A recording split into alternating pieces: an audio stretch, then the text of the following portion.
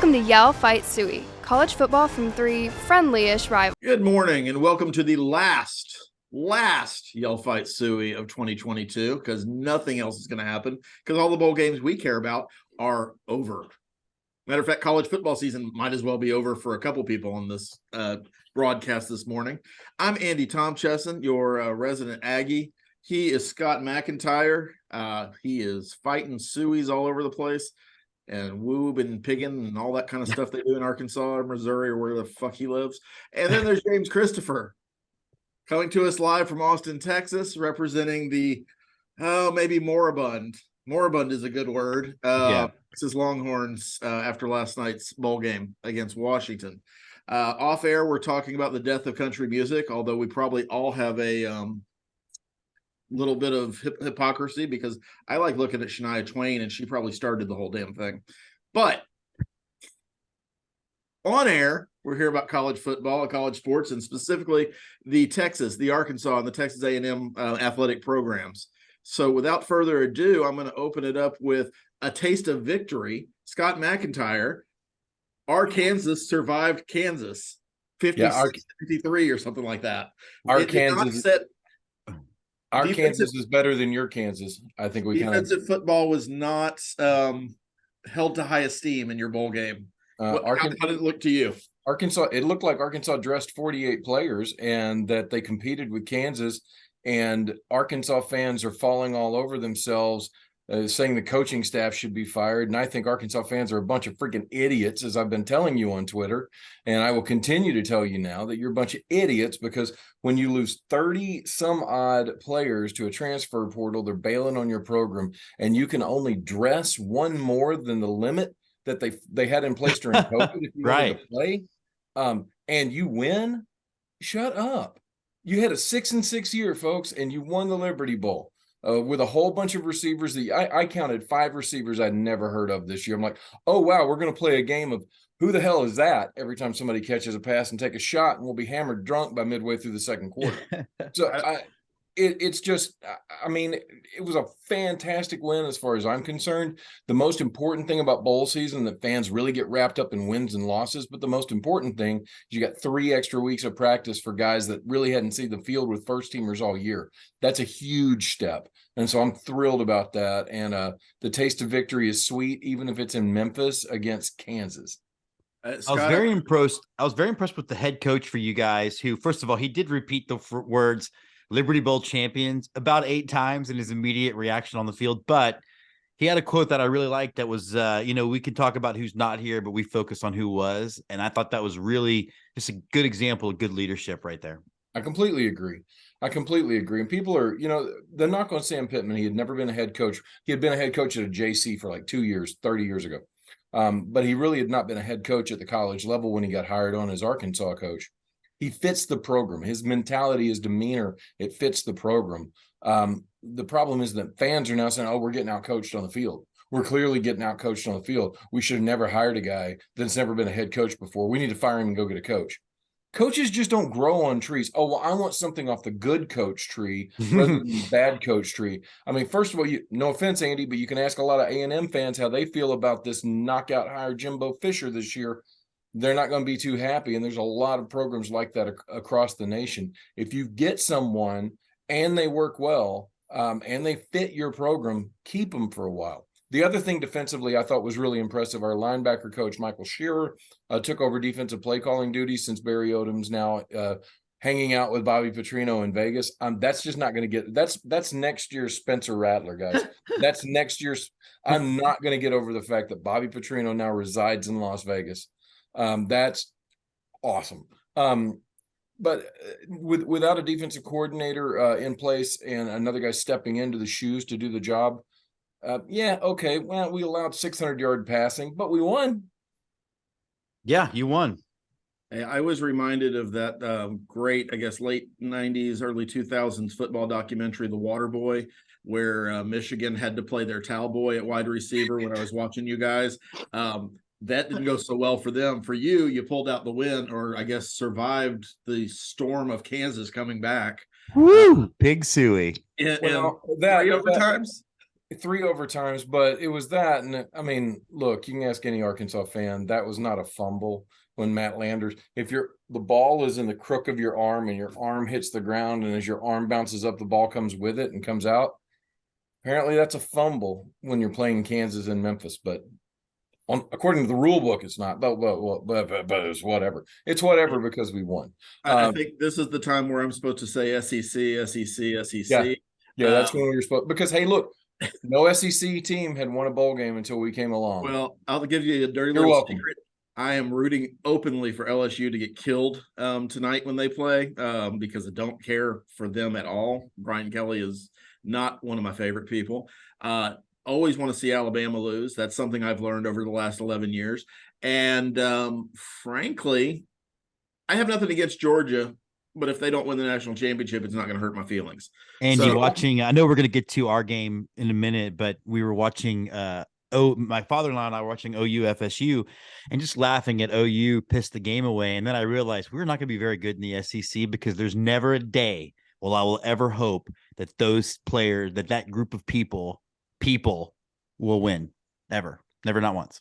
I hope Tennessee gets their doors blown off by Clemson. It's okay to not like a team. I think that's the misconception.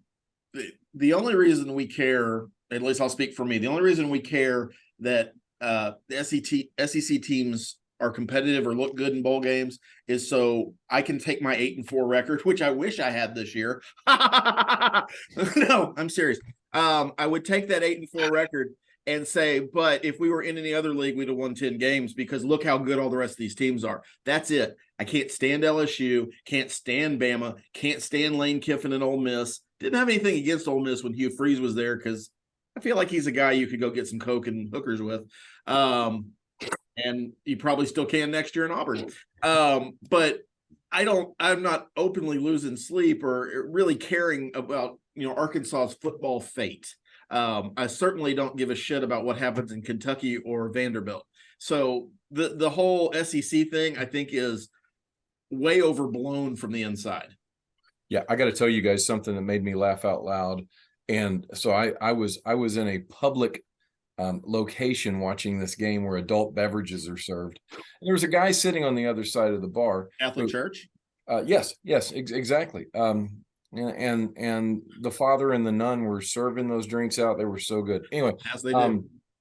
The non-Catholic person on this show, but there's a guy sitting on the other side because Missouri was beating Kentucky in basketball at the same time. So that game was on, the football game was on. And here's a guy in a Missouri jacket who is openly rooting for Kansas. Now, if you remember, Missouri and Kansas have this long rivalry, and Missouri refused to play in the Liberty Bowl because they didn't want to renew the rivalry with Kansas in the Liberty Bowl. So that's how Arkansas wound up there, and Missouri went to Florida. I don't want to go to Memphis, Mom. I want to go to Florida, and they got to go. But this guy's, I'm like, you really, honestly, you're throwing away 100 years of a rivalry to cheer for Kansas against us? Stop it. It's so dumb. Stop it. Really? Idiots. So anyway, sorry, that's my rant for the day. So that's the thrill of victory. And whoever's producing this show, if you want to throw in some Wide World of Sports music under the bed, we're going to go to the guy falling down the hill on the ski slope and talk about the agony of defeat. James, what are you talking about? The Cowboys beat the Titans last night. Dak overcame a couple of interceptions. One really wasn't his issue because it was a deflect. Oh, that's right. Look, here's how I feel about the Longhorns. I am currently rocking, for those of you listening, to my Seattle Kraken hat and a shirt from the Cape Cod Baseball League as college football is officially over. Look, guys, I feel like I'm being a bit of a hypocrite for how emotionally, I wouldn't even say invested because I'm just angry about the game. Considering I tried to be Mr. Zen about, look, to Scott's point, I don't know that I recognize more than 6 names on that football team yesterday.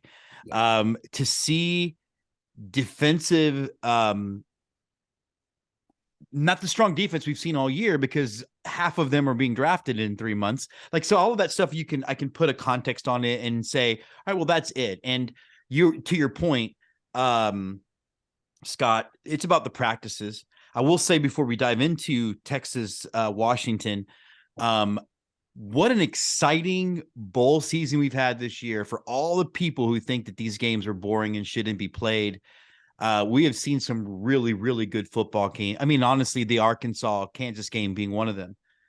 I think the biggest frustration for me coming out of yesterday's game were the drops. Quinn Ewers played rough at the beginning and then actually played quite well. Used his feet, made throws that not a lot of people can make. The problem is Xavier Worthy, who's so worried about 1 foot in the transfer portal and 1 foot out, decided to not bring his hands to San Antonio because he literally on 2 plays back-to-back dropped 2 touchdowns. He had beaten guys. It was put about right here and nothing. And so when you lose by a touchdown, all of a sudden everything gets magnified. So because I hate our fans online, it's going to become Quinn Ewers' fault. And I just don't want to read that until spring practice because everybody wants Arch Manning. So frustrating game. I understand at the end of the day, not that important. Will not have a 1 iota of effect on Texas's ability to finish off the recruiting class. Won't have no carry on to next year, but just disappointing because they really could have walked away with a win and basically kept the domination over Washington from the Holiday Bowl in 2001. Well, and I think also, Jim, to compound on that too, you had Washington that was playing starters. Michael Penix Jr., who was phenomenal. Well, that guy got picked on in high school, huh? Hey, Penix, come here. Hey, Penix, come over here. Hey, Penix. Sorry. You threw me off. I love it. No, but but they're playing starters. They're playing one of the best quarterbacks in the league. So Texas was in a let's get some guys some practice mode. And think about it. If there is going to be an Arch Manning, Quentin Ewers battle, well, Ewers just got 3 weeks worth of extra practice to go up against Manning. Now, and Longhorn fan out there, if Arch Manning is even in your consideration in August of 2023, that is a bad thing for the Texas program. But it's the curse of the backup quarterback. The best quarterback on your team is always the guy who's not playing. Yeah, that's just how football has worked from the time that George Halas kicked Curly Lambeau's ass on an ice rink in somewhere in rural Wisconsin, which I think is how the NFL started. I'm not really sure. Way back when Earl Morrall was replaced by Johnny. Andy, I grew up a fan. I never was a fan of the other NFL team in Texas, but I call that the Cody Carlson effect. Oh, 100%. That's the example I was about to bring up. Wow. Somehow Oilers fans convinced themselves that Warren Moon was a worse quarterback. Warren Moon, the Hall of Famer, Warren Moon, who has 20,000 passing yards in 2 leagues, was a worse quarterback than Baylor's own Cody Carlson. Commander Cody. I remember it was a whole thing. And if you don't know who Cody Carlson is, Scott, that's right. You don't. I do. No, I remember the run. He was the backup quarterback for the run and shoot that you guys had firing with the Houston Oilers. I mean, honestly, Warren Moon, he hit receivers and his wife all over the place. I don't know what anybody was thinking. I will say this about last night's game. If Bijan Robinson was on the field, if everything else happens exactly the same, you guys win that game. You say that, but you can't be certain that Sark was going to give him more than 6 carries. I think Sark did a very good job. I think he did a really good job last night with the people he had on the field. Your third running back, Brooks, took a prominent role, which is good for next year. Shows you something. I think you've also got my boy Blue, who's sitting on the bench that redshirted this year that's going to be playing for you next year. So your running back position is solid. I think Sark did everything he could do short of winning the game. You can't make Worthy, unfortunately, catch those passes. If he does, it's a different ball game. I do think Sark's got a challenge, and you just mentioned what's going to happen really, really soon in managing Quinn Ewers next year with the expectation of Arch Manning. And the interesting thing about that is the Manning family will even tell you Arch isn't ready to start college football games next year. Right. He specifically chose the University of Texas so he could be developed under Sarkisian and have a year at least to sit and learn. So I don't think there's any great desire to throw Arch Manning to the wolves, so to speak. Having said that, your fan base, online at least, is a giant collection of idiots, and they're going to be clamoring for him the first time Quinn Ewers takes a wrong step out of his drop back. It won't even take an interception or a fumble. It will literally be, his footwork sucks. Bring it on. Oh, my God, yeah. No, and you're exactly right. And the other thing too is if Sark gives into booster pressure, which is the only way I think you could see this becoming an actual conversation with of any merit outside of morons on Twitter. If that does happen, then all the games that we sort of talked about on this show that the Longhorns sort of let go this year in the name of keeping Quinn Ewers in the game now ended up being a complete waste of effort, because you stuck with him in games when he probably could have stepped out, head coach and card come in, and they might have had a chance to. We talked about all the one possession games they lost this year. Yep.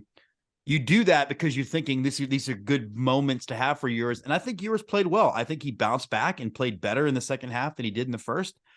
He still needs a goddamn haircut, but yeah, I don't know, man. I don't know if I can sit through this group of morons wanting Arch Manning in there. And when he, like you said, has the wherewithal to say, I'm not ready to do this yet. Group of morons, come on in the water, Everett. The water's fine. But I think the one benefit that you have there is that if you do have the boosters and the morons that are pushing for Arch Manning to start, Sark, like to the point Andy was making, the family doesn't want him to start. They don't think he's ready. He doesn't think he's ready. The difference between Arch Manning and other star quarterbacks is that there is a family of quarterbacks behind him that can be put in front of the boosters and say, will you please go tell these people that they're idiots? And That's a good point. Yeah. Arch Manning, Cooper Manning, these guys have been around the block. Eli, bringing in Uncle Eli and Uncle Peyton to explain to the boosters what Omaha really means, and have them settle down. So I think you have that benefit. You're still going to have the argument because the most popular quarterback's the second one. But the one huge takeaway I thought for Ewers last night, Jim, was the second half comeback. I mean, there was a lot of fight left in that dog at the end of the game, and that's really, really good to see. There was a moment on the second drop because it was hard to maybe catch them because they were back to back. But on the second when the second Xavier Worthy drop, where he looked pissed off, and I was like, good, because the first time on the first drop, I watched his reaction and I was kind of like, okay, he's doing this reaction of he's not going to be Lance McCullers yelling at a guy for making an error, yelling at Yulee for making an error in a baseball game. But it's football. And the second time he looked legitimately pissed off that. And then if you notice, he didn't during the rest of what became the comeback. I think he went to Worthy one more time. So I don't know. And he looked perplexed. Your leading receiver is a freshman last night. That's a great takeaway. Your quarterback is just out of diapers. You are in good shape for the future. And I don't think Texas fan has come out of a postseason and felt good about the future since Mac Brown was there. I hate to try to make Texas fans feel better just as part of my personal nature. Going from 5-7 to 8-5, that's a giant leap. With more or less the same players. Ewers is a better quarterback than Card, and you guys rode with him, and it might have cost you a win here or there, but there's a lot of talent, and if your boosters can be patient, because I don't know, the next year's the year you take the leap to 10 wins. And so that's the rumble that will start with some of your boosters. We talk about the BBs all the time of, well, I don't know if Sark's the guy. He's 2 years in and he's 13-12 with all of our resources and our recruiting. Next year, he's going to have to win at least 9 games, show some improvement, but I don't know if he's at championship game level next year yet. I think he's going to need one more year with everybody and another solid recruiting class, especially along the offensive line. Because you guys lose Jake Majors, you lose a couple of other guys that are playing prominent roles. But that's okay because it's progress. Scott, you brought it up a little bit earlier, and it's one of the things I wanted to talk about. There was a time not too long ago, before major college football got into this idea of playoffs, and when it was a mythical national championship, it was important to win those, it was important to compete those, but you could have fairly good job security. I'm talking like a decade of being a coach who graduated your players, who recruited the right guys, who didn't have jail times or prison sentences, or wasn't competing for the Fulmer Cup. And you could make a pretty good career of that, winning 7, 8, 9 games every year. Probably more 8, 9 than 7. But that environment doesn't exist anymore. No, and it started to kind of go away, Andy, to your point. I remember people wanting Mac Brown around here fired for winning 10 games a year, but never beating OU. And until until 2005, those grumblings never stopped. And I think you point out it's so different than when we were growing up. Ryan Day's lost 2 years in a row to Michigan. He's beaten everybody else. He's in the college football playoff, and he's on a hot seat in Columbus. Yeah, I mean, averaging 12 wins a season and at Ohio State, but not beating Michigan. Hot seat. Yeah. The climate's definitely changed for that. You have a limited window. I think in Texas's situation, I think next year's the year. I really do. I think the Big 12 was better in competition this year than they were last year. Texas comes away with a big record. So not only did Texas take a giant leap forward just in the record, but if you looked at the competition at the improvement of all the teams that were on their schedule as well, that 8-5 is actually better than the 8-5 just simply is on paper. I think Texas is set to launch next year. I really do. I think they'll compete for the Big 12 title and therefore have a stake in the national championship. But you're right. There's a short leash with most coaches. Fans are. It's just it's the times, right? It used to be that news would happen and it would take us a week to find out about the news. Then it was a day, and now you find out 2 seconds before it happened. And everybody's got an opinion about it on Twitter. So therefore, the loud people are going to make a lot of noise. If your coach is not doing well, and it looks like there's a lot of problems going on when it's really just 3 or 4 people stirring up a pot. But it doesn't matter. You've got 3. I was shocked when Texas Tech, after 1 year, they re-upped McGuire, whatever his name is, for a 6-year contract for $26.5 million at Tech. After 1 year, they will give you a 6-year run. And we all know that looks good on paper, but what are the chances of him really being there under that same contract in 6 years? It'd be interesting, I think, from a recruiting standpoint, too, because the argument used to be you've got to have at least 4-year run on your contract when I sign a guy because I can convince him I'm going to be there. My staff is going to be there. We're going to be intact as long as we win games, do the things we're supposed to. You're going to have the same coaching staff. Players in 2022, 2023, and going forward probably are only in a program 2 to 3 years at max if they're any good. If they're disgruntled, they're out in 1 year because they're going to go search a better deal or more playing time or whatever it is. If they're really, really good, they're gone in 3 to the NFL. More so than has been in the past. It is rare that you have a 4th-year player. It is even more rare once we get out of these COVID years of having 5-year players. Arkansas benefited from having 5th-year players this year and last year. Texas, I think, had a couple. We had none. You saw kind of the results of not having some of that veteran leadership. TCU is all 5th-year players right now. TCU is the best example this year because they're going to fall off dramatically. So hold on, Max Dugan, because we're going to talk about you in just a second. But it's going to be a really interesting landscape. And I wonder if a school like Texas Tech is okay to extend Joey McGuire, because whether they're going to admit it or not, in 2 years, the Big 12 becomes a different division of football. Yeah. So maybe at Tech, it's okay to win 8-9 games, compete for your conference championship, and run a clean program, and that's enough.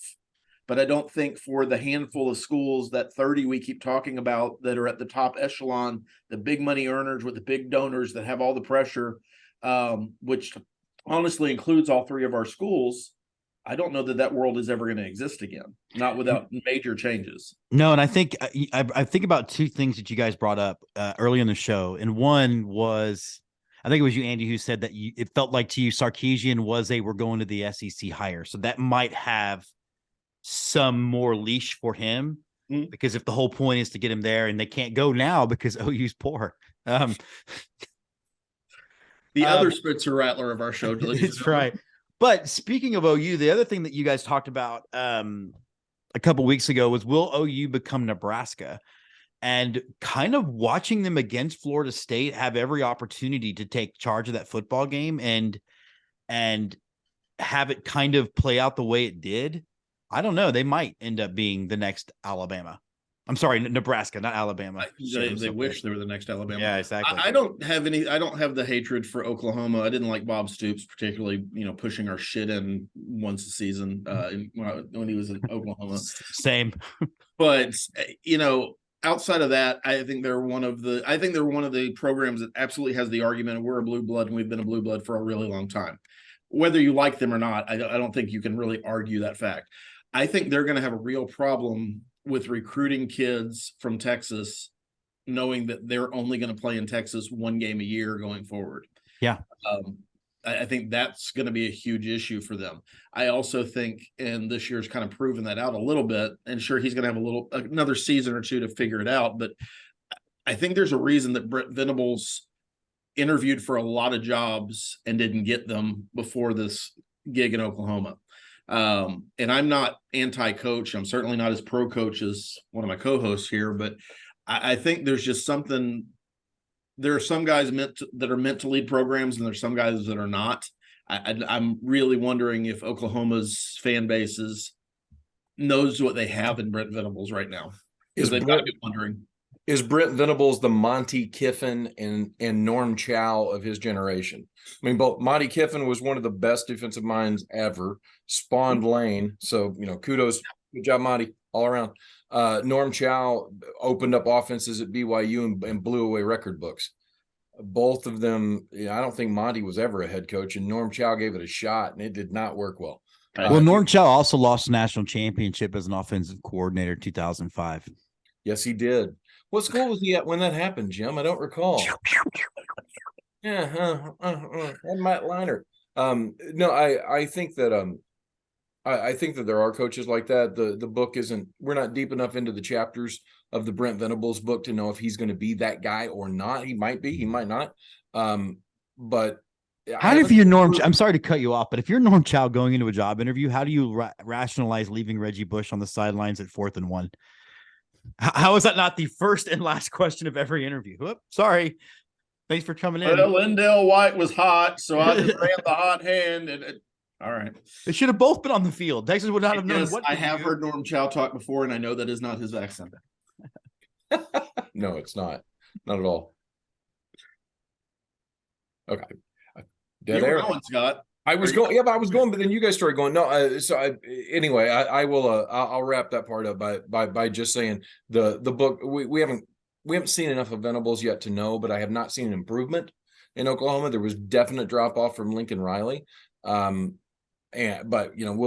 we'll see. They will at least give Venables another year or two to find out if he can be the guy before they make the jump to the SEC. All right, so we've talked about our games that we care about. I guess since we are ostensibly a college football show, we probably should talk about the last 3 games of the season that matter. Tomorrow, December 31st, New Year's Eve, you've got TCU playing Michigan, and then you've got the battle of red and black, I guess, Georgia and Ohio State.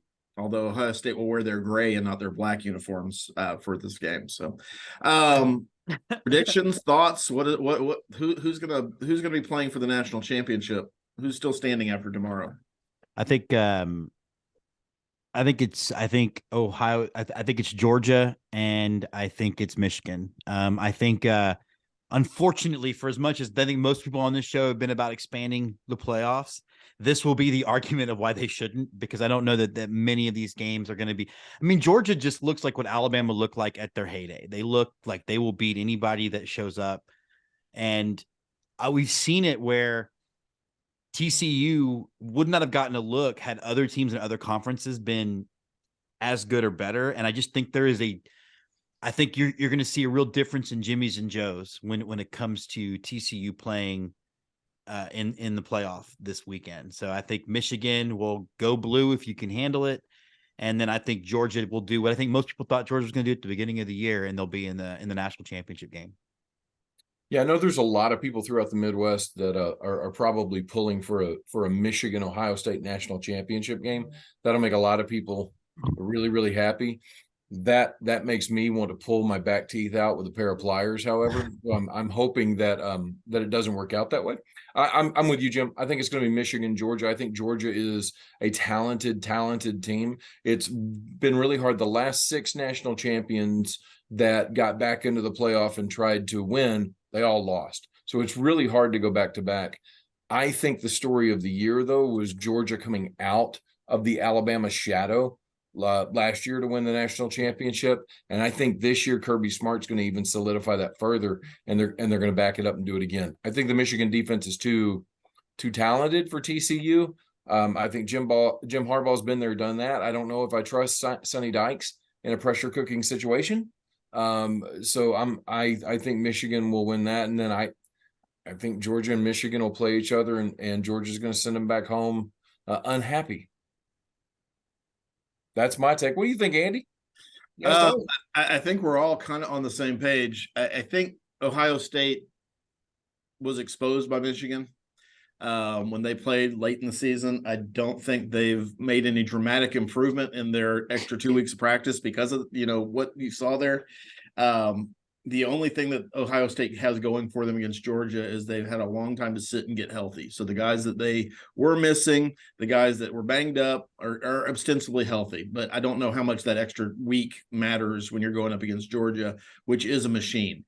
The thing I like about Georgia is, regardless of what you think of their quarterback, they are a team that scores points, but primarily they beat you with defense. They don't do anything flashy on offense. It's we're going to run the ball. We're going to throw to the tight end across the middle. If you don't cover our wide receivers, we're going to throw downfield. But if you have best cornerbacks in the world, but you're going to have to bring them up to beat our running backs. They're dominant on the offensive line, and that's still, even in 2022, going into 2023, how you win college football games is dominant play across the lines. And I just don't see anybody beating Georgia throughout these next two games with them. TCU is a nice story. Max Duggan is a incredible competitor. I wish that all our teams had a Max Duggan on them just from a heart perspective, but he's about to step up in weight class against Michigan, and I just don't see anything good happening for our friends in Fort Worth. So I think it's, maybe Ohio State, Georgia's closer than we might think, but I still think it's Michigan, Georgia at the end of the day. And I think it's Georgia after that. So, and we'll get to talk about that eventual championship matchup again before it happens. Yeah, watch it be TCU, Ohio State, and we all know exactly what's going on. Like, we give them the jinx. We give them the white. Well, we can certainly blame it. But we're at the end of our time. I want to point out to all of our fans, everybody that listens, this is a show where you get college football. You're eventually going to hear some college basketball, whether Jim wants to talk about it or not. We are less than 50 days away from college baseball starting, which we're all going to be very excited about because I think we all have top 10 programs this year. But you're also a show that we're going to talk about Shania Twain. You're going to get an "Oh Brother, Where Art Thou" reference that we picked up on, The Water Boy, and maybe a little country music and why it's dying. Having said all of that, this is Yell Fight Sooie.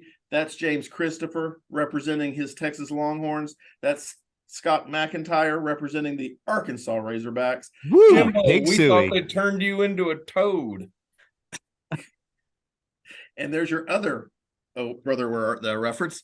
And I'm Andy Tomchesson for Yell Fight Sooie. Happy New Year and good football to you all. Yell Fight Sooie is part of the Let's Get To network. Yell Fight Sooie is produced by Twitchy Dolphin Media.